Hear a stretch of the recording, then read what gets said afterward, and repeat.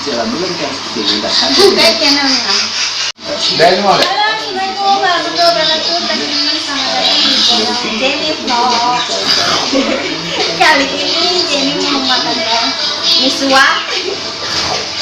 Dedek. Makan nasi liwet. Mau ngitar Ambiar.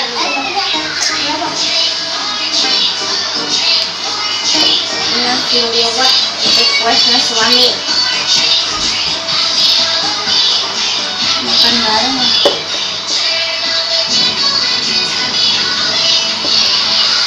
Setelah sempat membuat video dunia maya terkait permintaannya untuk menjadi supir ataupun asisten rumah tangga di kediaman Raffi Ahmad, kemarin asisten Narapidana yang dapat di lapas kelas 2 Tuban adalah narapidana yang sudah diputus inkrah oleh pengadilan negeri. Selain itu, tahanan baru ini harus menyatakan sehat yang dilakukan adalah surat keterangan sehat dari gugus tugas penanganan COVID-19 kabupaten setempat. Sebelum masuk tahanan, narapidana baru ini harus melalui Kita tata dulu teman-teman. COVID-19 yang berlaku di lapas.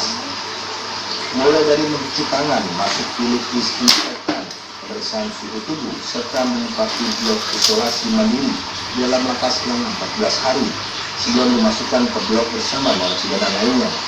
Penerapan protokol kesehatan ini penting dilakukan untuk mencegah penyebaran dan penularan COVID-19 dalam lapas.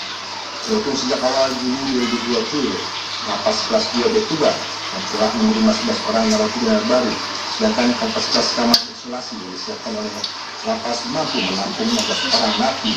Kami terkait dengan jelang new normal ini ada arahan dari pimpinan sesuai dengan arahannya, yaitu menerima tahanan yang sudah inkrah, yang sudah dieksekusi oleh kejaksaan kemudian dikirimkan ke lapas. Dan untuk pengirimannya ke lapas kita juga melakukan protokol COVID-19. Sementara itu, meyakini fasilitas kunjungan atau besok masih belum dibuka. Namun pihak lapas Tuban memberikan fasilitas video call gratis bagi para napi untuk berkomunikasi dengan keluarga mereka dengan batas waktu yang telah ditentukan. Lama Satwa Ragunan akan kembali dibuka pada mantap. 2020 mendatang. Petugas pun mulai mempersiapkan protokol kesehatan bagi para pengunjung. Tidak hanya itu, pengunjung juga diminta untuk melakukan pembelian tiket secara online dan jumlah pengunjung dibatasi hanya 1.000 pengunjung setiap hari. Beginilah suasana persiapan protokol kesehatan yang dilakukan oleh petugas Taman Marga Satwa Ragunan, Jakarta Selatan menjelang mulai dibukanya tempat wisata murah meriah bagi warga DKI Jakarta pada 20 Juli 2020 mendatang. Nantinya para pengunjung diharapkan membeli tiket secara online dan jumlahnya pun dibatasi hanya 1.000 pengunjung setiap harinya. Selain itu, jam kerja operasional pun akan dimulai pada jam 8 dan tutup pada jam 13 waktu Indonesia Barat. Untuk bisa masuk ke dalam Taman Marga Satwa Ragunan sendiri, para pengunjung diwajibkan mengikuti protokol kesehatan yang telah ditetapkan oleh pengelola. Ya, 60 tahun ke atas tidak diizinkan ya. Lansia 60 tahun ke atas, anak-anak 9 tahun ke bawah dan ibu hamil yang sudah diizinkan masuk. Yang boleh yang dalam kondisi sehat. Yang operasional dari jam 8 sampai dengan jam 1 siang. Ini teman-teman sambil nonton TV nih. Nonton berita. Berikutnya akan ada evaluasi. Salah satu peraturan protokol kesehatan diterapkan oleh pihak Ragunan, anak di bawah usia 9 tahun dilarang masuk dan lansia berada di atas 60 tahun tidak diperbolehkan datang ke Taman Marga Satwa Ragunan. Menjelang penerapan new normal, persiapan wisata di Jawa Tengah terus dilakukan. Rencananya Dinas Pariwisata akan membuka destinasi wisata yang ada di dataran tinggi secara bertahap.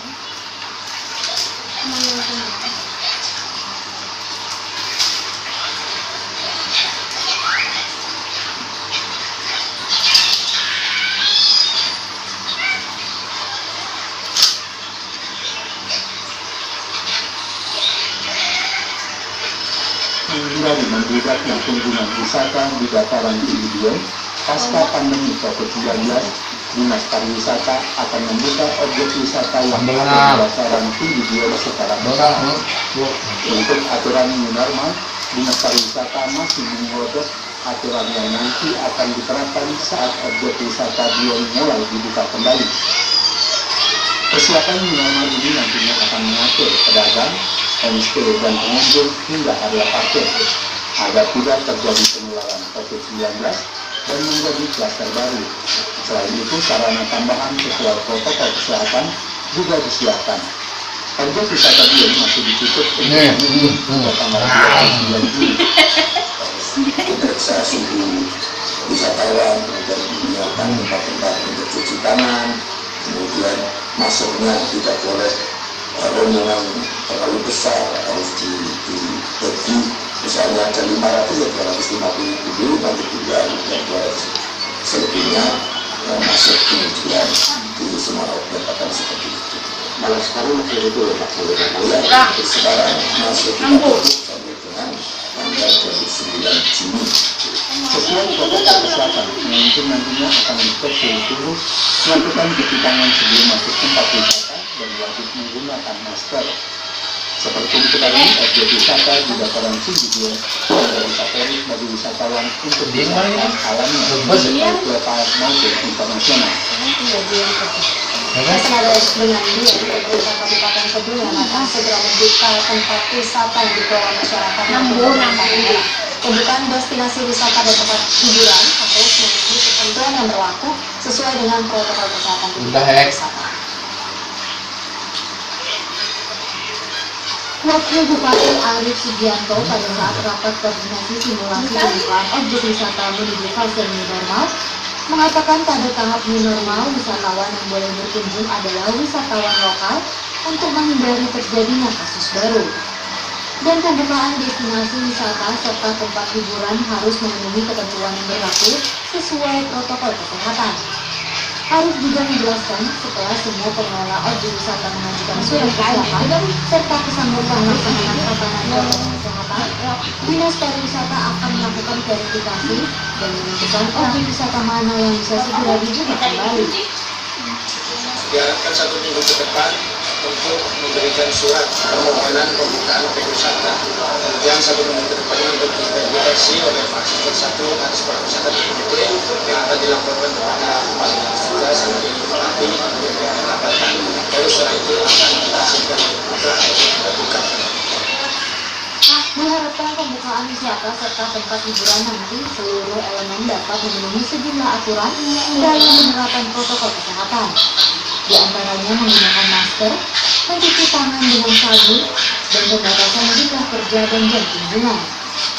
Rapat koordinasi yang dilaksanakan di kawasan objek wisata Waduk Sempor dihadiri Ketua DPRD Kebumen Sarinur, Kapolres Kebumen AKBP Rudi Cahya Kurniawan, Banjir 0709 Letkol Kap MS Prawira Negara Matondang, Sekda Ahmad Iban Sugiono, para pejabat terkait serta para pengelola objek wisata dan pegiat wisata di Kabupaten Kebumen. PT Kereta Api Indonesia kembali membuka layanan perjalanan jarak jauh dan perjalanan lokal dengan tetap menerapkan protokol kesehatan COVID-19. PT Kereta Api Indonesia kembali membuka layanan kereta api jarak jauh dan kereta api lokal reguler. Kebijakan KAI akan dilakukan secara bertahap pada 12 Juni 2020. Pada pertama, sebanyak 14 kereta api jarak jauh dan 23 kereta api lokal yang akan dijalankan ada sekitar 10 perjalanan yang melalui stasiun Cimahi. Tipe diantaranya KA Kahuripan, KA Srikandi, dan KA Ranggajati. Manajemen kereta api dari Cimahi, Hindu yang Komentar telah dijalankan kembali layanan kereta api tetap mengacu pada surat edaran Gugus Tugas Percepatan Penanganan COVID-19, yakni setiap penumpang tujuan DKI Jakarta wajib memiliki surat izin keluar masuk SIK. Sedangkan untuk penumpang kereta api jarak jauh harus menggunakan APD, yakni berupa khusus. Mulai dari sangat masuk masyarakat, penumpang yang mengalami hal-hal yang harus wajib dilakukan seperti cuci tangan, menggunakan masker, Nisanda itu yang sering parkir di depan itu. wadah terakhir, dan bertugas semua Boleh api nawarin rumah kemarin. semua sudah menggunakan juga, artinya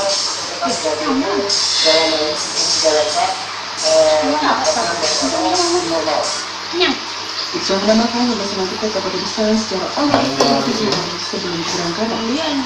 Sementara untuk di dalam stasiun hanya melalui pembelian tiket khusus atau pembelian 3 jam sebelum keberangkatan. Aktivitas penerbangan di Bandara Internasional Supadio, Kalimantan Barat sudah mulai dibuka pasca pembukaan sementara waktu oleh pemerintah. Namun aktivitas penerbangan dan penumpang masih belum kembali normal seperti biasa. Antrian panjang penumpang pesawat di Bandara Internasional Supadio mulai terlihat memang Supadio. Eksekutif General Manager Bandara Internasional Supadio Bralianto mengatakan sejumlah kebijakan protokol kesehatan sesuai arahan pemerintah telah dijalankan. Penumpang menunjukkan surat hasil rapid test sebelum naik ke atas pesawat. Para penumpang juga akan diberikan jarak ketika mengambil berangkat serta akan dicek suhu tubuh sesuai dengan protokol kesehatan yang berlaku. Oleh alasan, para petugas Bandara Internasional Supadio juga diberikan arahan untuk sesuai menjaga kesehatan serta menjalankan protokol kesehatan yang telah diterapkan oleh pemerintah. Budi Ariadi melaporkan. Saudara, pasca kejadian karamnya kapal feri KMP Dharma Rucitra di areal Kolam Dermaga 2 Pelabuhan Padang, Bali, arus kendaraan penyeberangan sampai saat ini terpantau padat. Hal ini terjadi karena keberangkatan kapal belum normal oleh aktivitas penanganan kapal yang karam di wilayah Dermaga 2.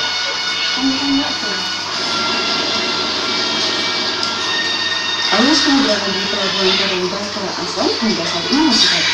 Antara kendaraan yang juga diisi oleh truk barang pengangkut logistik mampu memanjat.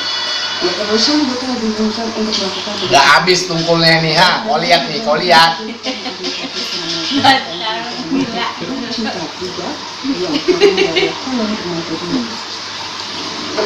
Kapan mulai ngantre, Pak? Dari malam jam 10. Oke, sudah ada kejelasan, Pak, dari kapan bisa berangkatnya? Belum ada sama sekali. Dari pagi ada kapal yang berangkat? Dari jam 7. Ada ya? Ada berapa kapal berangkat? Baru 3 dari ini ya? Belum dari tadi lagi? Sampai untuk aktivitas penerbangan pasca kejadian ini masih berlangsung seperti biasa, hanya saja belum lebih. Dari pagi hingga sore, yang kabar hanya ada 3 kapal feri yang diberangkatkan menuju pelabuhan Lembah-Lembah. Dari pengungsian, Andi bisa memperhatikan pelabuhan. Saudara, seluruh trayek bus telah dibuka kembali sejak 9 Juli lalu. Namun hingga hari ini aktivitas bus maupun penumpang di terminal tipe A Rajokosi, Bojonegoro, Jawa Timur relatif masih sepi. Bahkan dari total sebanyak 135 armada bus yang biasa transit ataupun mangkal di terminal itu, hanya ada 15 bus saja yang tersedia. Iyalah orang Bojonegoro ya, Jawa Timur juga lagi rame goblok. Beginilah suasana terminal tipe A Rajokosi Bojonegoro. Sejak dibuka penuh 5 hari lalu, aktivitas terminal terpantau masih tampak sepi jauh dibanding saat hari biasa sebelum masa pandemi COVID-19 yang selalu ramai. Jumlah penumpang yang datang maupun berangkat sangat sedikit, tak sampai 20% dibandingkan kondisi normal. Bahkan tempat layanan dan kursi penumpang tampak kosong. Hanya ada beberapa penumpang yang menunggu kedatangan. Selain penumpang, lengannya suasana terminal juga terasa dari sedikitnya armada bis yang telah aktif untuk kembali beroperasi. Koordinator Satuan Pelayanan Terminal tipe A Rajokosi Bojonegoro sempat Sugeng menjelaskan, sebenarnya terminal Bojonegoro telah dibangun sejak 9 Juni kemarin, baik untuk trayek bis maupun mobil angkutan umum. Armada bis yang beroperasi di terminal ini masih di destinasi terakhir Bojonegoro, Surabaya. Sedangkan trayek lainnya seperti tujuan Ngawi, Jombang, Tuban, dan Nganjuk masih belum aktif sama sekali. Hal ini dimungkinkan karena transit penumpang saat masa transisi normal tak sebanding dengan biaya operasional yang harus dikeluarkan oleh pebis. Dari ini Mas ya? Itu masih 15 armada.